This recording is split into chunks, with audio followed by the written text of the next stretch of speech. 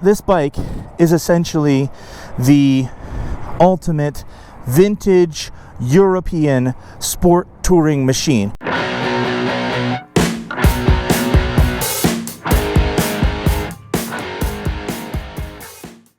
Hey, Dylan here.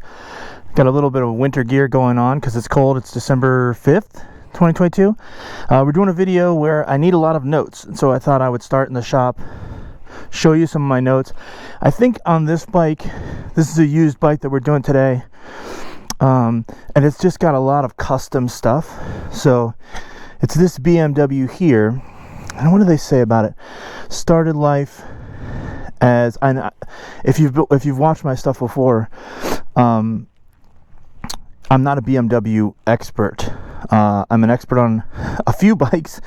Royal Enfields is one of them, Himalayans especially, vintage bikes, vintage Hondas, vintage Triumphs, and the British stuff. But BMWs are something that I don't know a ton about, and I've only worked on a few of them. So a previous employee of a shop nearby us called Recycle had built this bike as a custom bike for himself, and it is a R1000 RS. Now, it started out as a 1986 R80T. I don't know if any of this works. If any of this talking about this stuff here doesn't wind up working, I'll cut it together separately. But basically, it started as an R80, which would be 800 cc's. They bumped it up to 1,000 cc's using a 1970 R80 motor, and then use the big valve heads from a 77 through 79 R100 RS. It has larger carburetors on it, dual plug heads, a different cam, a different suspension. I mean, this whole thing is custom top to bottom. I just wanted to show you that I essentially have 4 pages of notes, and then I have a bunch of receipts back here. This bike is for sale. We'll go out and check it out. This bike is for sale. It was a trade-in on a brand new Moto Guzzi, and there's a lot of similarities between Moto Guzzis and BMWs. The cylinders, if you think about it, here it is. The cylinders are just kind of 180 degrees out instead of 90 degrees like we see on a Moto Guzzi. So the basic architecture is the same. We have engine in the front with the cylinders, we have transmission here, and to a drive shaft. That basic architecture, similar on Moto Guzzi. So there's a lot of crossover between the two fans of the two brands. So obviously it's bright yellow. The previous owner affectionately called this bike Bumblebee. And I think I've got some Glamour shots, so we can cut to those.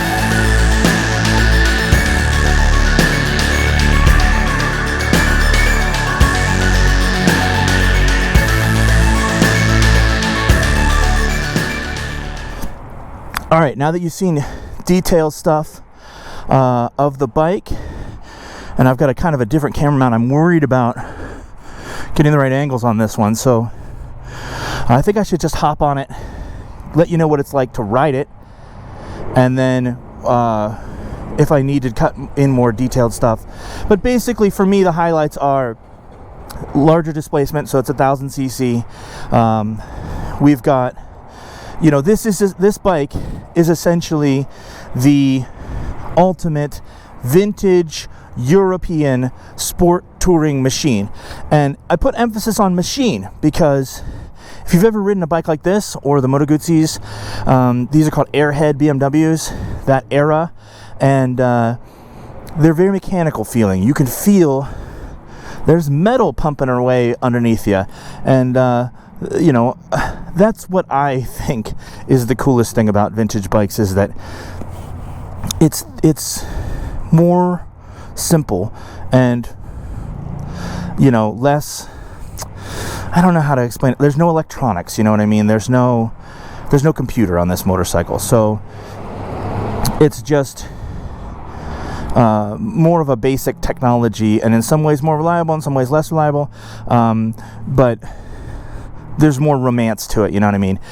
This bike, specifically BMW's Airheads of this generation, we have one in the shop that has over 300,000 miles, and that's the thing I've noticed about BMW Airhead guys, is they usually, like Honda guys will say, oh, there's only 10,000 miles on this bike from the 70s. Oh wow, you barely rode it. BMW guys are the opposite. They want to tell you how much they rode it. This has been across the country 3 or 4 times, so that's the kind of thing they talk about. This one, not so many miles because it was custom. So we're up to 8,000 miles now. I will tell you the kickstand is tough, and it's tough because that cylinder's right there. You know, there's no good way to reach it. So as soon as I sit on it, the kickstand will flip out of the way. Makes it a little awkward to get on and off. Key right here up on the dash. It's kind of funny. I notice some newer riders look at this and say, oh man, these gauges move, these gauges don't. So the fairing stays put. Obviously the fairing is a big part of the look of this bike. Let's go with lights this time around. Sometimes it likes a half choke, which is nice. Oh, we were in first gear. Lucky I didn't let that all out of the way. So we've got that side to side. I'm not doing that at all. When I rev it up, the bike shifts to the side. Moto Guzzis do that, of course. BMWs like this do that. We got these really cool mirrors kind of tucked into the fairing, mounted on the fairing. Very quiet bike. Let's see, we're idling right now. I'd call that 1200. If I turn it down to choke off, we're just under 1,000. And the oil light starts to flicker, so we're cold. It's cold today. So we might let it warm up just a bit. And let's get going on this. Bigger carburetors. Did I mention that? 40 millimeter carburetors. I noticed them as I look down there. They're monsters.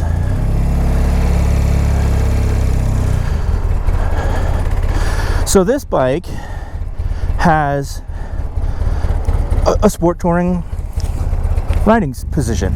So my handlebars are very close to each other.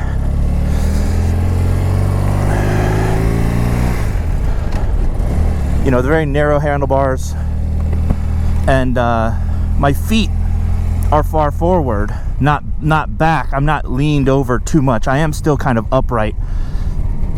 I can see over this fairing very easily.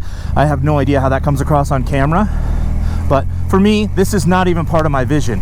This is completely lower, and I'm just looking over it. This is to get all the air, all the wind off my chest and out of my helmet. And it does a good job of that. This is a very quiet motorcycle. I'm not even sure you can hear the engine running. I mean, that's kind of the German thing, right? The engineering is, I'm not trying to be loud and obnoxious. Everything just works well and is kind of over-engineered. That's kind of what they're famous for. Front brakes are very good, especially for a bike of this era. We're talking about mid-80s, and it's a dual disc front. Actually surprisingly comfortable to ride. And you know, a lot of people talk about these cylinders right here. You think, oh, my shin's gonna hit them or something. That does not happen. I don't know anyone, maybe if you're extremely tall or something, that might bother you. I've never done a video with this helmet, so I hope my audio is good as I open up the windscreen. But this is a comfortable bike. Like I said, the cylinders, the carburetors down there, that doesn't get in the way. It completely disappears underneath you. And if anything, it blocks a little bit of the wind. And on a cold day like this, you get a little bit of heat from the engine. So if your feet or your ankles or whatever would get a little cold otherwise, then you don't have to worry about it because you get a little engine heat, which I am feeling right now. We're gonna stop at all the lights so I get to show off my brakes. They're great. I'm pulsing them there, but they really are confidence inspiring.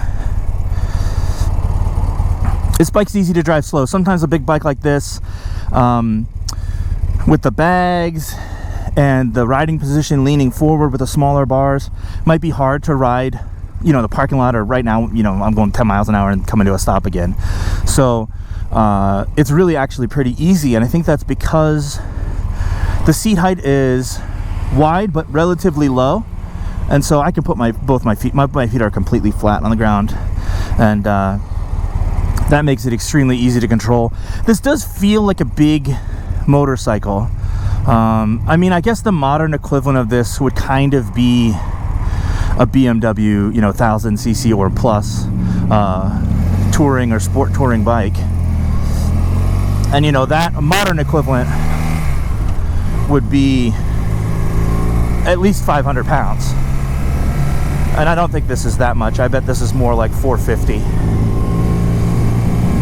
But I can tuck in and feel a little bit more sporty. That's kind of fun, and just peer just over this windscreen, or I can kind of put my head up. I'm sure that changes the audio a bit. It got more loud and rumbly. If you've never driven a BMW and maybe you're just intrigued by it, I don't have a ton of experience riding them, but I'll give you my experience as a person who has a ton of experience riding other motorcycles and how it differs from those. It's not quick. It's not, you know, when I think of fast, I think there are two kinds of fast. There are, well, I can go, you know, almost 200 miles an hour. That's obviously fast, but that's a top speed thing. And then there's quick. You know, there are a lot of bikes who are smaller, sportier bikes that are smaller, but they get up and go quicker, you know, acceleration wise. This BMW is a lot like other BMWs, only a little bit more extreme with all the performance upgrades that have been done and the displacement. But they pull like a train. You know, you get into it, you get into the higher RPMs, probably about 5,000 RPMs seems to be where it really comes on and feels like, man, this thing has got some power. And I've heard that described as the reason why is because of the heavy flywheel. So let's give a little bit of acceleration here and experience that. Yeah. Right at 5,000, it really pulled forward, and it just feels like a pull. I don't know how to explain it. You know, sometimes you can think about the health of an engine, the real performance of an engine is in that like deep RPM just pull. And it sounds just great. And you know, if you're not familiar with this, the reason that I'm so interested in the dual plugs, so by that I mean dual spark plugs. It has 2 spark plugs per cylinder. I accidentally shifted into neutral there while I was talking. And the reason is each combustion chamber is so large that it actually takes so long at the higher RPMs for that spark to travel that one spark plug just isn't as efficient as you can get with 2 spark plugs. So I really like that. It's a major performance thing. It's just making the most out of each individual explosion. Let's give it a little throttle here as we head up into the straightaway.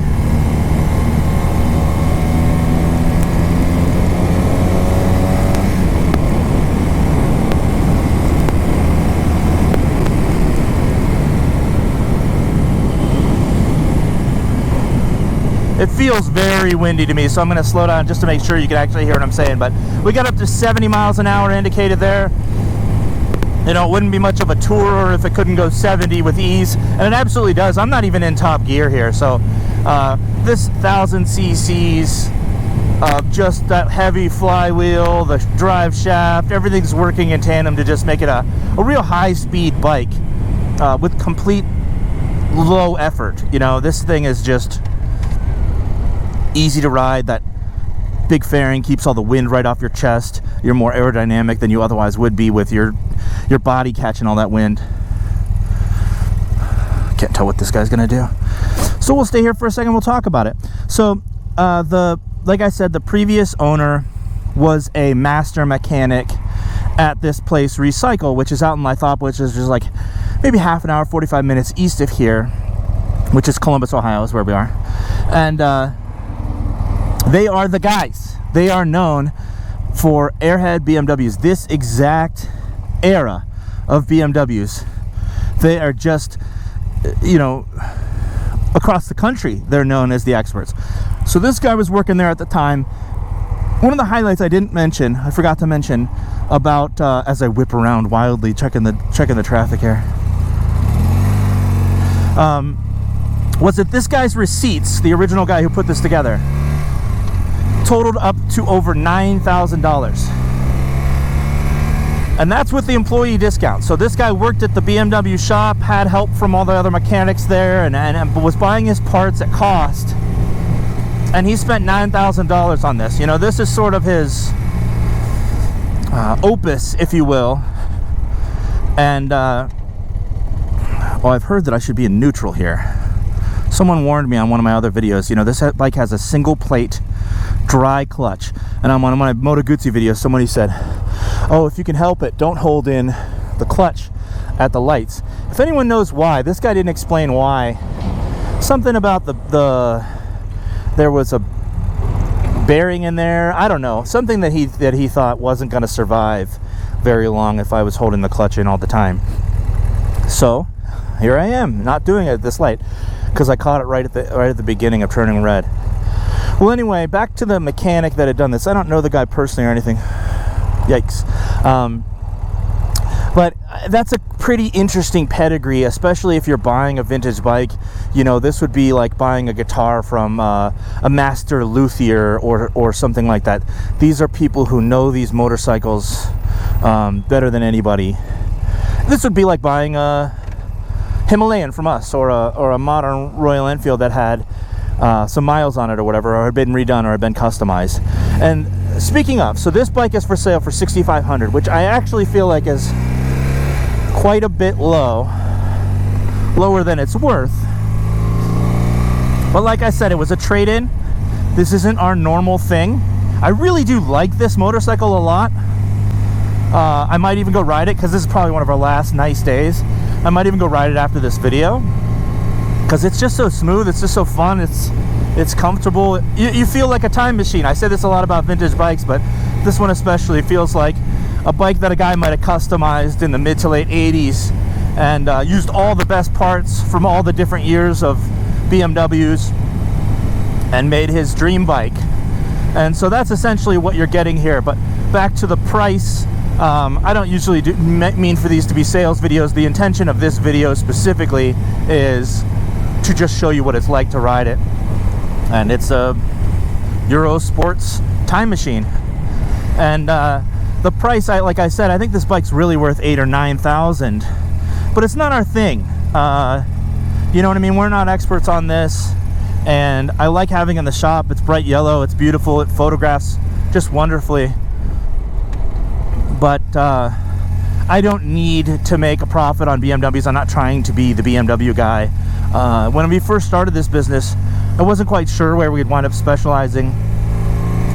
I don't know if you've heard me tell the story, but Royal Enfield was kind of a late addition. We had already decided we were going to do the business, and then we added Royal Enfield before we had the shop, the space and everything. But that has become such a huge part of our business, and now with Moto Guzzi, focusing on those two brands and the vintage bikes. Not that this isn't a vintage bike, but this is actually a little too new for us. We usually draw the line at 1980 or right before then. So for those reasons, it's just not exactly in our wheelhouse, so to speak. And so I'm willing to let it go at a little bit better price, give somebody a better deal. I hope this guy with his giant truck doesn't plow me over. He tried. Yeah, anyway, so I want to give somebody... I know the previous owner of this bike. He's actually a fantastic customer of ours. He owns 2 Royal Enfields and a Moto Guzzi. This guy's just a a motorcycle nut, and I'm happy to pass this on to another person that would appreciate it. So if you see Bumblebee and you just have to have it, let us know. Send us an email or comment. Like I said, this is December 5th, 2022. I'm going to try to get this video out as soon as possible. I actually tried to film this video one time before, and my camera died. So hopefully I'm still rolling now. It appears to be. And this video will actually exist. So if you've been watching this and you like it, and you like my other video, or you think you might like my other videos where I talk about other bikes, sometimes modern, sometimes vintage, sometimes just weird and wild ones that you might never see in person or get to ride yourself, that's the idea behind this series called In the Loop. Check out my other videos, and I thank you very much for watching.